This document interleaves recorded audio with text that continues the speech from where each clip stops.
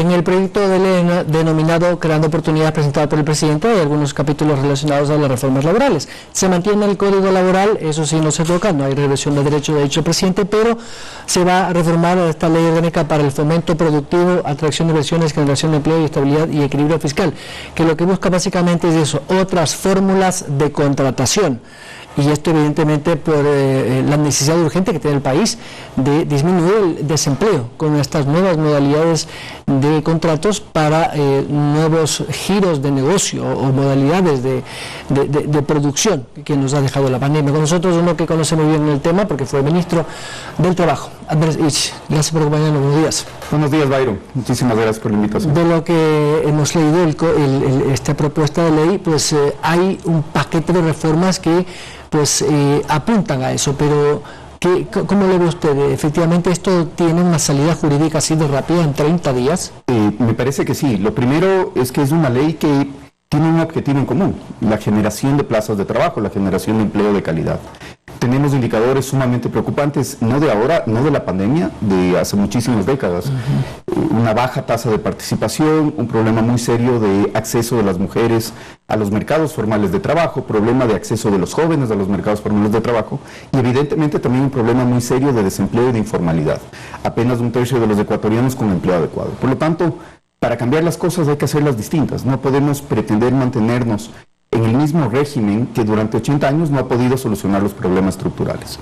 Creo que la ley tiene cosas positivas, también creo que la ley es perfectible, y lo más importante en este momento es que la Asamblea asuma la responsabilidad de discutirla, la responsabilidad de mejorar aquellas cosas que, como decía, son perfectibles, pero sería una muy mala noticia para el país el que la ley sea archivada sin una discusión profunda, el que no se involucren los asambleístas de manera responsable y de manera muy comprometida para encontrar principios comunes y objetivos comunes, que creo que es lo que buscan la mayoría de ecuatorianos, y peor aún sería que la ley sea archivada o devuelta, sin ni siquiera ser discutida. Hay algunas voces de algunas asambleístas que me imagino habrán leído la ley porque han adelantado criterio al decir que sería inconstitucional porque tiene dos materias. Y según la Constitución, las económicas urgentes solo deben tener un tema, que es el económico, y que aquí está metido el laboral. ¿Esto es cierto? Es un error, porque están confundiendo leyes, ¿no es cierto?, o cuerpos normativos con materia. Aquí hay una materia y un hilo conductor, que es la generación de oportunidades de trabajo. Para eso necesitamos mejorar el régimen laboral existente, necesitamos generar inversiones, generar atracción para nuevos emprendimientos, y todo eso empata con una serie de reformas que están planteando. La ley es extensa, sin duda va a requerir de un esfuerzo grande de la Asamblea, pero nuevamente, lo responsable, lo correcto es que esta sea discutida, sea tratada y sea mejorada dentro del seno de la misma. Y creo que hay varias cosas positivas, porque la otra cosa que tenemos, Byron, que es importante, es que ya hay suficiente evidencia de qué funciona y qué no funciona en materia laboral. La pandemia se convirtió en un pequeño banco de pruebas de una serie de políticas, muchas de las cuales dieron resultado. El generar certezas, el generar incentivos para que aquellas personas que quieren contratar a una persona no se frenen por miedo a quedarse con cargas imposibles de sostener en caso de quiebra. El también generar alternativas para que trabajadores y empleadores puedan ponerse de acuerdo en cómo encontrar la mejor alternativa, la mejor solución para el tipo de actividad que desarrollan es positivo. Allí el tema de la posibilidad de manejar las jornadas de acuerdo a lo que les convenga a ambas partes, por ejemplo, es novedoso. Creo que eso es algo que se tiene que sostener y que va a impulsar además del empleo. No hay ninguna violación de derechos o restricción de derechos o vulnerabilidad, porque ya he escuchado, aquí estuvo hace minutos el asambleísta Darwin Pereira, que es miembro del CAL, además que es uno de los que vota para calificar o no el proyecto. Se adelantó ya y dijo que desde su criterio hay una violación de los derechos fundamentales del trabajador y que eso violenta completamente los principios del trabajador. Exponerlo de esa manera como una violación general por parte de la ley me parece un error y además me parece un desatino cuando la responsabilidad de la Asamblea es discutirlo y mejorarlo. ¿Qué cosas se deben mejorar? En materia laboral, por ejemplo, creo que es un error el plantear que en caso de un visto bueno legalmente conseguido por parte del empleador, el trabajador tenga que indemnizar con un mes de su sueldo el momento de la terminación. Creo que ese es un error, creo que ahí sí hay un retroceso, eso no debería ser considerado. También creo que es importante en las causales de terminación de la relación laboral ser mucho más específicos y delimitarlas de mejor manera para evitar abusos.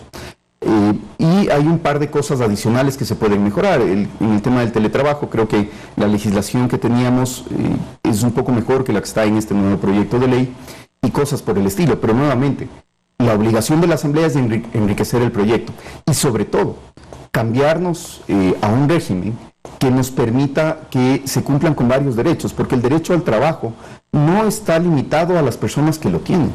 El derecho al trabajo, y en eso es muy clara la Convención Americana de Derechos Humanos, también es el derecho que tienen las personas a emplearse, a estar ocupados, a tener pleno uso de sus capacidades para ejercer sus actividades laborales. Y tenemos un 70% de ecuatorianos que en este momento no tienen empleo adecuado. Por lo tanto, esos derechos también hay que respetar, también hay que encontrar caminos para que se garanticen y que podamos comenzar a salir de esta situación tan problemática que durante décadas se ha mantenido. Ahora, el tema también va porque tenemos un código antiguo de 80 y pico de años que es obsoleto para las nuevas modalidades dinámicas de la economía, pero ¿no hubiera sido más fácil, mejor eliminar ese código y hacer una sola ley exclusiva con las cosas buenas del código anterior e incorporarlas a la nueva realidad? Hay un problema y es que la discusión muchas veces se ha entrampado en esta falsa protección de derechos adquiridos. Porque quienes han representado muchas veces a la clase trabajadora y también quienes han representado a la clase empleadora, lo que se han dedicado es a defender un status quo.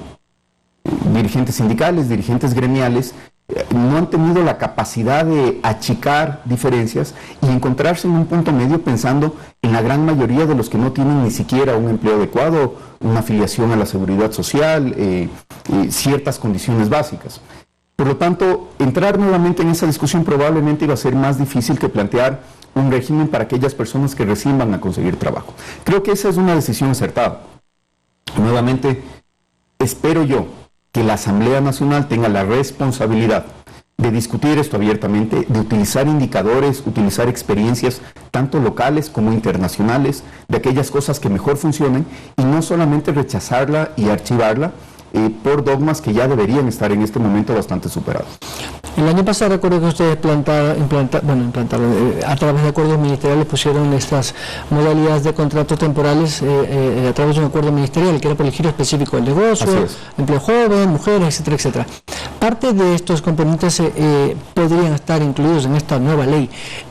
Con esto se puede dar un respiro a quienes requieren un empleo inmediatamente y a aquellos emprendedores o empleadores que con esa camisa de fuerza que tenemos actualmente en la normativa laboral no pueden crecer un poco más, es decir, contratar más personas porque efectivamente su modalidad de negocio, su giro de negocio no les permite, porque además no tienen un brazo financiero como para las obligaciones. Correcto, es absolutamente acertada tu apreciación, Byron, porque esas modalidades lo que permitieron, además de generar una gran cantidad de plazas de trabajo, y ciertas herramientas evitaron que se siga destruyendo el empleo a la velocidad alarmante a la que se comenzó a destruir a partir de marzo del 2020, también nos sirvieron para ver qué elementos funcionan y cuáles no en la generación de plazas de trabajo.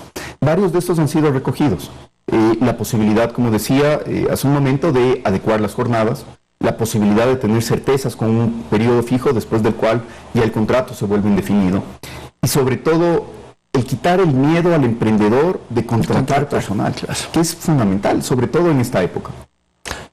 Esos elementos deberían analizarse en la Asamblea, analizar los números de lo que nos han dejado cada uno de los contratos que se generaron el año pasado y escoger las mejores fórmulas para también generar una certeza ya a nivel de ley, no solamente de acuerdo ministerial, de modalidades que puedan servir en el largo plazo. Pero no era inconstitucional, porque muchos habló de que eso era inconstitucional, que violentaba derechos. ¿Cómo puede ser inconstitucional modalidades de trabajo que lo que hacen es garantizar afiliación a la seguridad social, un trabajo, un empleo con un contrato registrado en el ministerio, donde se puede tener adecuado control de que se estén cumpliendo con las condiciones mínimas, que no violan ni principios como el salario básico o la remuneración básica unificada, ni tampoco de las jornadas máximas de trabajo? ¿Cómo puede ser inconstitucional una modalidad así? Yo creo que evidentemente no. Y por eso es que no han avanzado, no han prosperado los intentos de dar de baja estas modalidades, porque en este momento hay cerca de 130.000 o 140.000 ecuatorianos que consiguieron un trabajo formal precisamente gracias a esos elementos de estas modalidades. El presidente dijo la semana pasada que en estos 100 días 197.000 nuevos contratos se registraron en el Ministerio del Trabajo. Hay una leve recuperación del empleo, pero más allá de la aprobación o no de esta ley, podemos decir que se puede bajar un punto por lo menos en el desempleo hasta finales de 2020. Ojalá que sí. Es un conjunto de medidas las que permiten la recuperación del empleo, y esto de manera general. Por eso nuevamente es que esta ley, a mi criterio, es constitucional, porque no se puede limitar la política laboral solamente a las leyes laborales o a las normas laborales.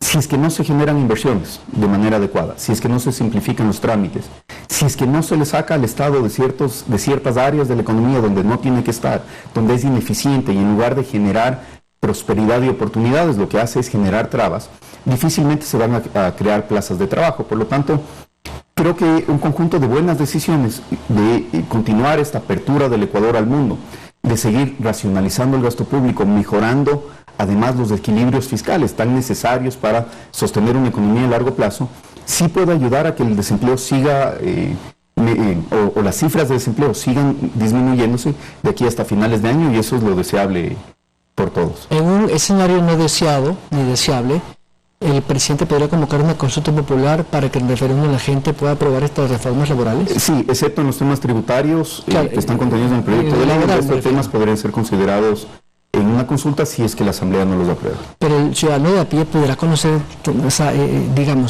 podrá entender bien estas terminologías jurídicas, como para todos los que desean un empleo van a votarlo, seguro que sí. Pero el tema es ir a votar con un conocimiento de que esta reforma va a ser un bien como sociedad, más allá de la decisión del gobierno. Y ahí hay una responsabilidad de todos, no solamente del gobierno nacional.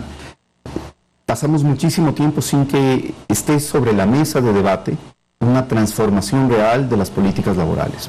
Afortunadamente, ahora sí estamos avanzando desde hace varios meses para acá en una discusión mucho más profunda que el de pequeños parches que se le podían hacer a la reforma laboral. Creo que cada vez más ciudadanos tienen conocimiento de la crítica realidad de los que no tienen la oportunidad de trabajar. Creo que esas personas que no tienen la oportunidad de trabajar ahora también tienen más posibilidades de organizarse y de ser parte del debate.